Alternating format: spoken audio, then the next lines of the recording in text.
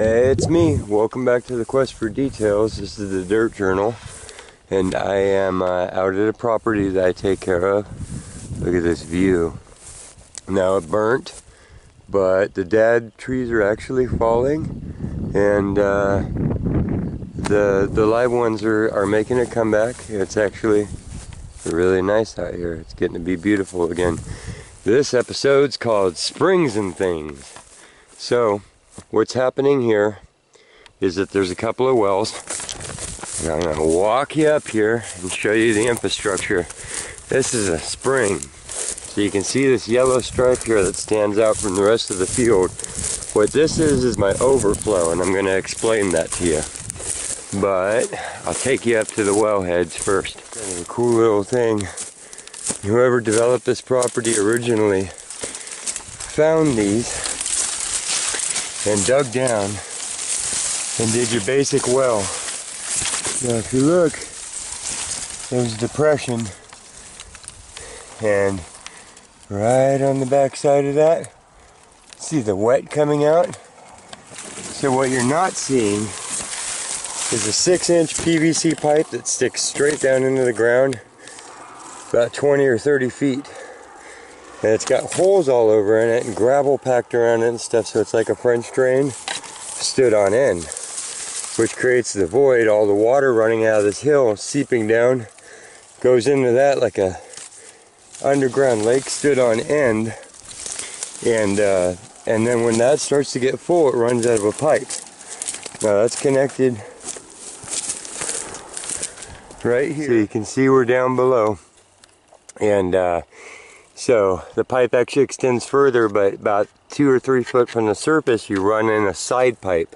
So this is where the water is filling up that straw, filling up the tube running in the sides, and it comes down this, the path of least resistance. And this is actually a high flowing spring. It's the key to this property's success in 100 degrees out here. And it's flowing right now. So there's another one up here, and there's a bench carved in, and I can take you there. All this infrastructure eventually will be going underground, but we had to do recovery after the fire, so some things took precedent over other things. So here's your top of your spring. You can see the rock bench, and literally just cut down into it. And there's my little truck down there. So what we do is we collect all this water from these 2 springs that would be going downhill on this slope into this creek down here.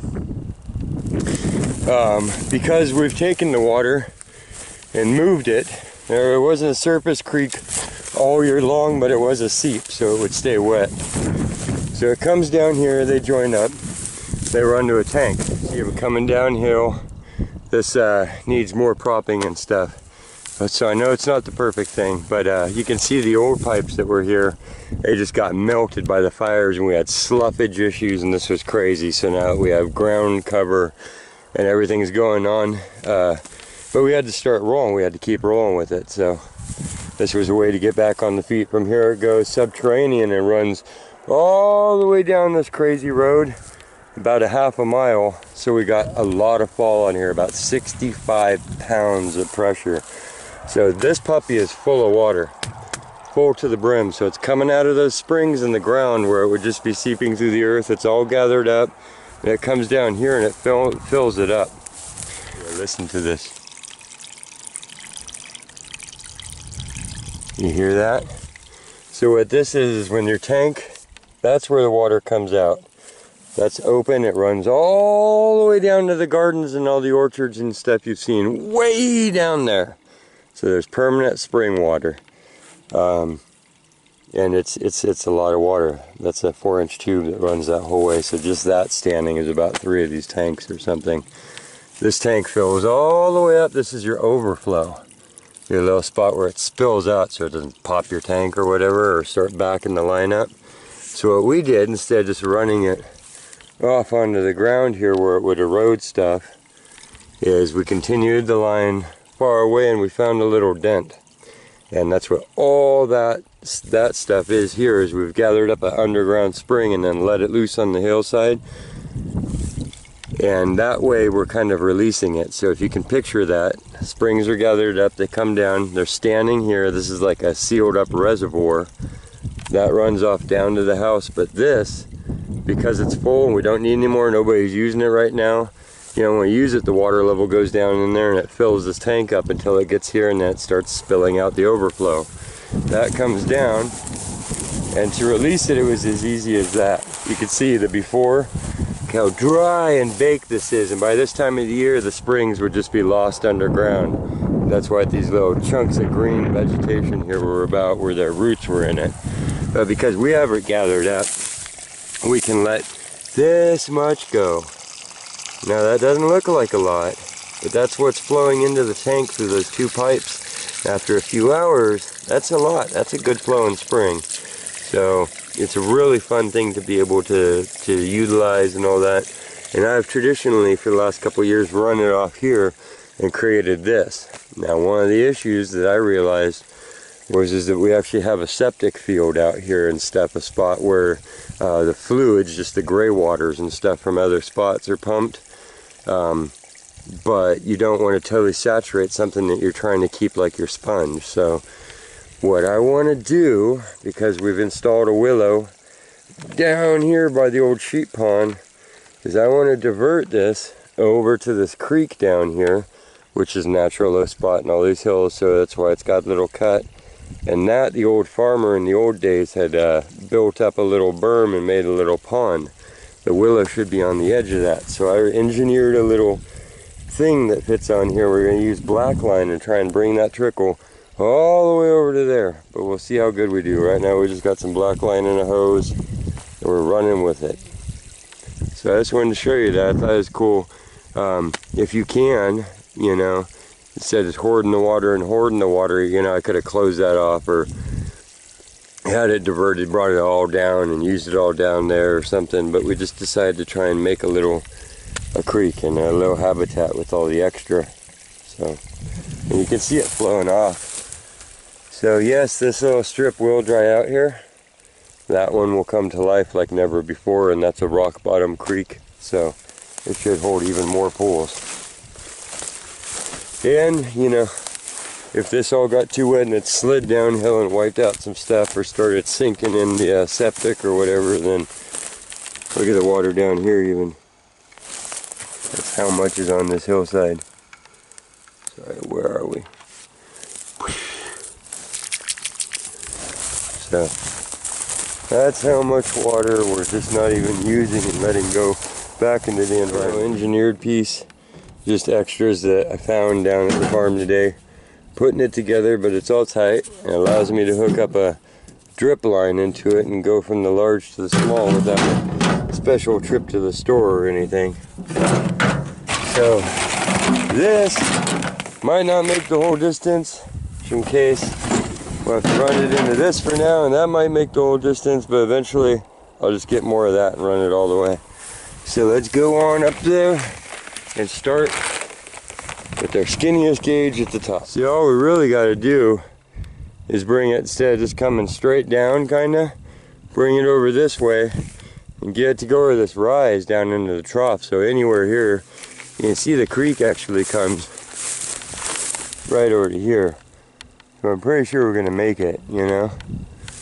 And that just heads down there and then off and away, so. We'll start with our end here. Just in hopes. There's my idea. We're gonna plug this puppy in here, which should, oh yeah, it will. See a little friction fit. That's all it is. What are we gonna lose here? A couple drips. I can actually give it a womp womp on the end here. That'll probably cure that. Even if not, hey, maybe it'll keep a couple flowers alive. Now, we have the flow coming out of this end. Which is kind of cool. And hey, look, accidental fitting. If we ever want to, we can leave a little out here. Man, these creeks have some cool little chunks of jade in them. Okay, hooking the black line up. I'm going to use both my hands and not stick the camera in here. But yeah, that gets cut and then slides in there, and then we'll go fill the creek up like a little kid. We'll watch it fill up the pond. Yeah! This is the second time in 3 days out here on this property that I've gotten bit to heck by these little ants, and they're so micro. Look how small that is. They're on the camera, but they're true fire ants, which I haven't run into out here. Shade. But yeah, their bites hurt, and they hurt the next day. I don't know if you can see that because my skin's just all scar, but yeah, it's like 1,000 bites from where I was pulling weeds. Ouch! Little boogers, look at them. Crawling everywhere. Okay, well, that makes it harder. I gotta turn this off. Up on this end, we're connected through. You can see my little thing, it works okay. So that'll be turning off now. And this just comes downhill at a pretty gradual speed. I'm gonna leave some of these out here for ever, or at least until replacement of the system. This is pretty basic. Sometimes when you're seeing how good something works, ooh, I can feel the water in there. Look at this dry ground out here that we're crossing, and that's gonna go into 110 degrees for a long time here. And then these little ground staples will just hold it down so that little ground squirrels, once it chew on it, can't pull it too far out of a skew, you know. They have a tendency to come out and bite things that are plastic, so we'll have to gaze at the fence or the pond occasionally, but the idea is that this will get wet and you'll be able to see up in the road. I can hear it coming out at the end. That's exciting. Putting it behind this rock here. Look at that.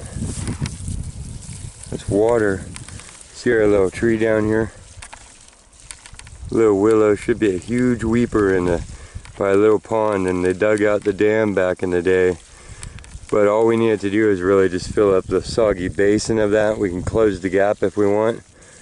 But yeah, there's the creek running all the way up to right here. Look how bone dry that is. And just poof. So, and it gathers a few different little seasonal creeks. But look, this is the fun spot. Fun part. This is what we're about to do. Look at that.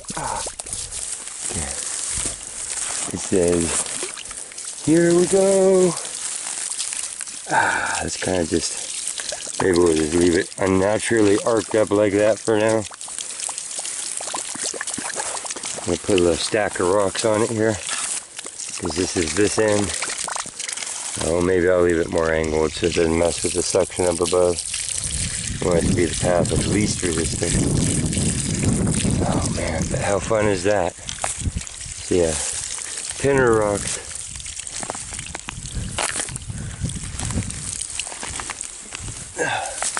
Not crushing the line, just squishing it in between so you can see before, after. Ooh, look at that jade up here. Look at that. Sharp too. Look at that piece. Nice. I like that. Okay.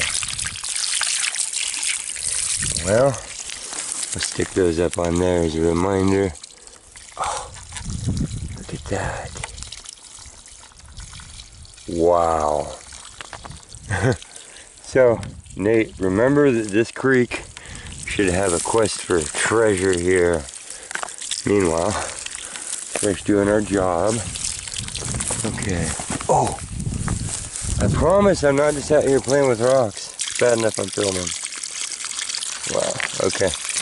But yeah, look at that. There's the first pool by this other little piece of jade here. Look at that. And it's just going to fill up and spill on down this, if you can picture that. All the little things in here that are seasonal are going to go, what the heck? And it's going to make its way on down is the theory. It's not just going to seep into the ground and disappear. It's going to go all the way down this little channel. And then when I drive by tomorrow, there's going to be a little pond down there by the willow. Here's the theory. Here's our little moment. Look at that. That's a hose that I can leave permanently turned on too. That's the fun of that. Like if you could just choose a dry creek on your land, point a hose into it and say, there, flow. Instead of being lost in the ground, look, everything, all the bees and butterflies and deers and everything come drink from this. It'll soak into the dirt and go sideways and start to create, you know, that strip that was there over here. Instead of going down into the flat where we don't want it, it'll go into its natural drainage basin. Kind of exciting here. Let's help it just a little. Come on. And your kids too. Nobody isn't.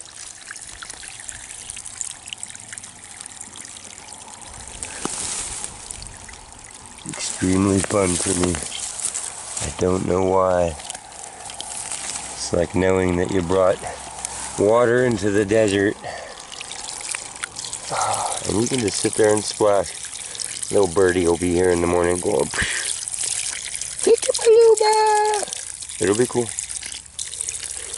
Here's what it would look like otherwise. I could honestly sit out here all day long and play with jade and watch this thing make little waterfalls and go, ooh, that one's better than the last. Because I get to be the person that sees the first waterfall this year.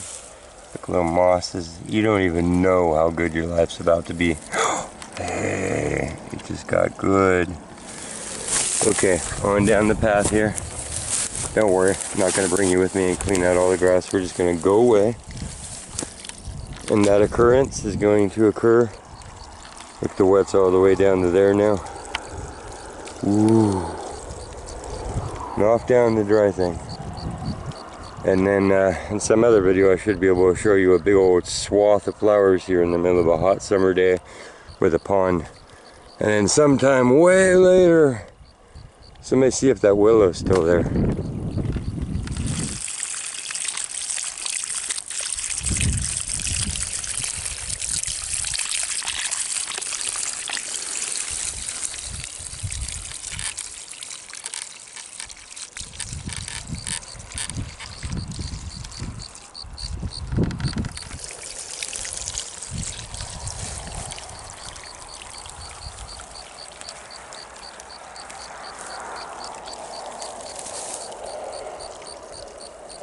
A little cricket singing. Says yes. This is okay. Hang on.